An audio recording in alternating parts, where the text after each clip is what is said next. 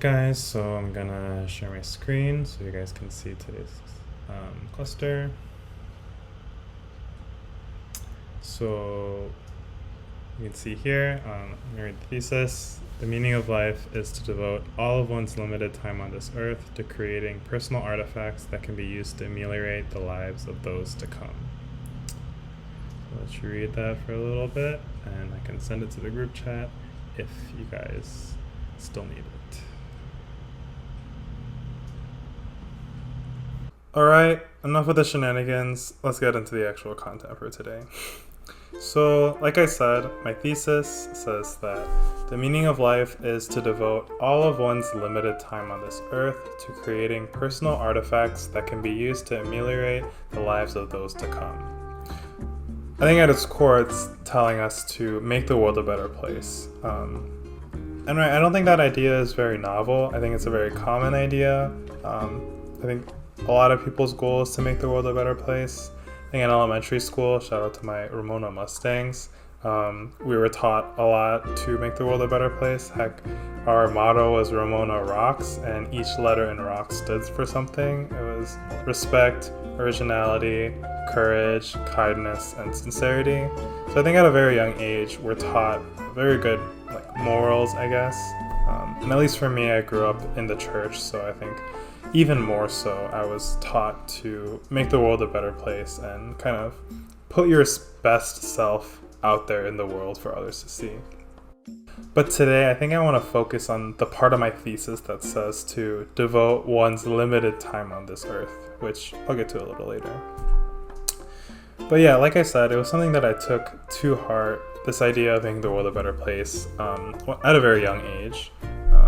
But I think even in class, we talked a little bit about it with Plato's Symposium, specifically the conversation that Socrates has with the philosopher of love, Diotima. Also, both kinda hot, not gonna lie. Anyway!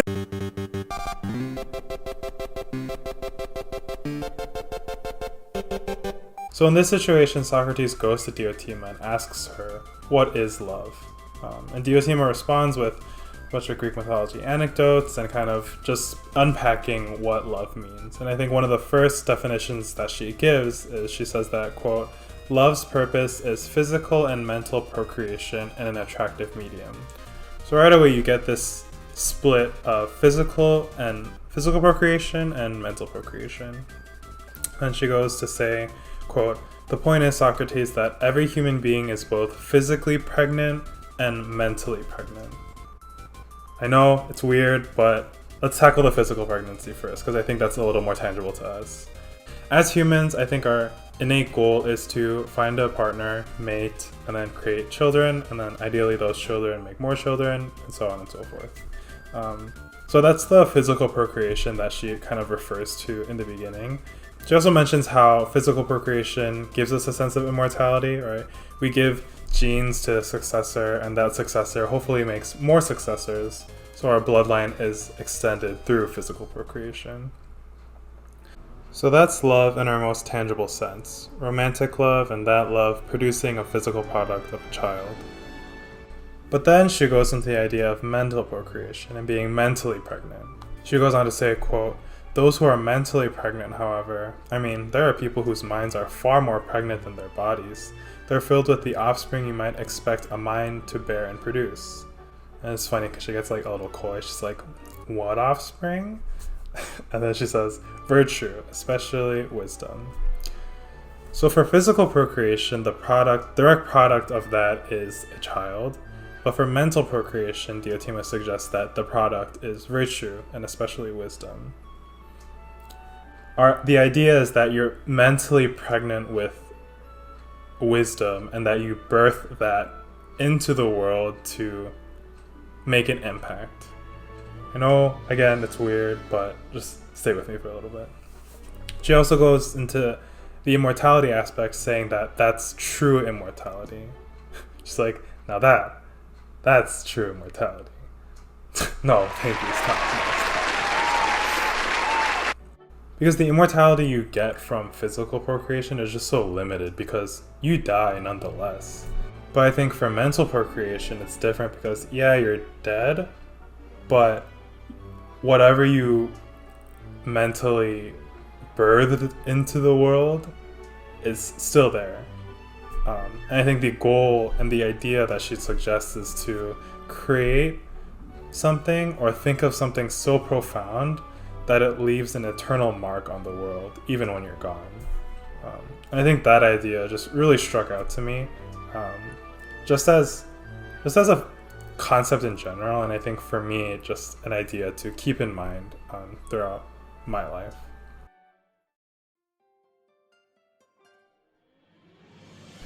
And I think the large majority of the population knows that they should make the world a better place, and that it's their goal to kind of, in the end, do something that, you know, impacts the world, in like a grand aspect, I guess. But that's the thing. It's simply a goal for them, like an end goal. But for me, and I think this is what I was mentioning in my thesis earlier, the meaning of life isn't to obtain that goal in the end. I think it's more to live out that goal throughout your entire life. Right? The section I was kind of referring to, devote all of one's limited time on this earth.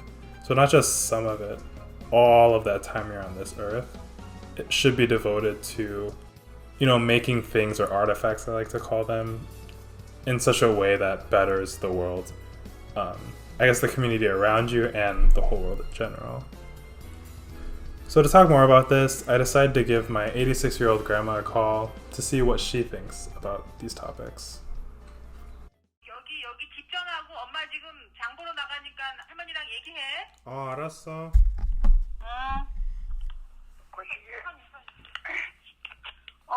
심청방통. 할머니. 심청방통 반갑네. 그래요, 할머니 안녕하세요. 할머니. 뭐가 필요합니까? 할머니 안부 전화 드릴 겸 뭐 하나 부탁할 겸 전화 드렸습니다. 오케이. So I explained the situation. I had an English project and I wanted to include her by asking her a couple questions about a couple topics. She said yes, and then we got on with the interview. But first, let me tell you a little bit about my grandma. And mind you, these are all things that she was telling me as I was asking about her life in general. My grandma was born on March 2nd, 1935 in Jeollanam-do, which is a southern province in South Korea. Now, if you're a history junkie, you might have noticed that my grandma's birthday is awfully close to a historical event. Yep, the Korean War. My grandma was 15 at the start of the Korean War, and her entire life was turned upside down. Her parents and siblings were shot and killed because they were of higher status, but my grandma and her younger sister barely managed to survive. They lived in a very jank orphanage, and because of the huge uptick in orphans, my grandma had to take care of herself and her little sister. Basically, her life was pretty much taken away from her. Her dreams of going to college and becoming a teacher were pretty much gone now, and she had to learn how to live as an adult in the midst of a war as a teenager. Pretty crazy life, if you ask me. She even says, 이 할머니 이 세상 살아온 거는 내가 글을 썼으면은 책 한 권을 멋지게 쓰고 아주 과식이 큰 대작품이 될 만도 해야. And I'm sure it could have if she had the resources. But I really wanted to ask her about her outlook on the future as an old grandma. 그럼 이제는 할머니가 좀 나이가 많잖아요. 근데 오케이. 그 할머니의 미래, 이제 지금하고 미래 생각하면서 할머니 해야 할 일들을 어떻게 생각하시나요? 이제 미래하고 내가 어떻게 미래를 희망하고 있냐고? 네.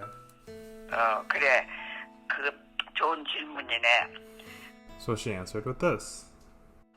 이렇게 나이가 이제 먹고 이제는 바깥을 코로나 역병 때문에도 못 나가고 또 내 나이가 이렇게 다 많이 늙었은 게 그러니까 오직 내가 할 일은 내가 지금 너네들한테 자손들에게 성경 말씀에 도시기 요엘서 말씀에서 그래 너희는 너희 자녀들에게 하나님을 전하고 너희 자녀들은 그 후손에게 전하고 그 후손은 그 후손에게 전하는 그러한 일을 하라고 요연서 말씀에 있어.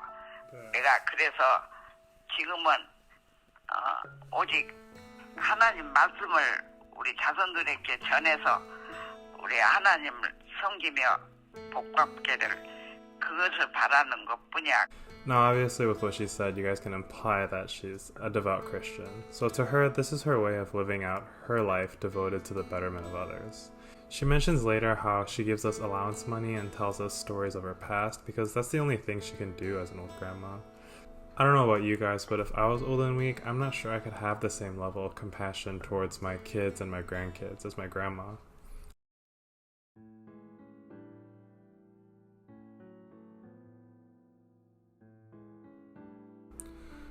I don't think it would be a proper Great Books assignment if I didn't end with a what of it section. So, what of it? To reflect back on what my grandma said, I think it's incredibly admirable that even up to her old age, she still holds true to her mindset. At least for me, there are definitely times where I only want to live for myself. I don't really want to think profoundly or mentally birth something. Sometimes I just want to be sometimes. But I think that's the call to action, right? To live for the betterment of others even when you don't want to. If we think about the 4.5 billion years that Earth has been around, our lives are such an infinitesimally small sliver of that timeline. Nobody actively cares or thinks about the people living 100 years ago, let alone thousands of years ago. Why don't we take our small slivers of Earth's timeline that we have and live them out to make sure that there are some real good slivers? That, I think, is the minimum we can do to ameliorate the lives of those to come.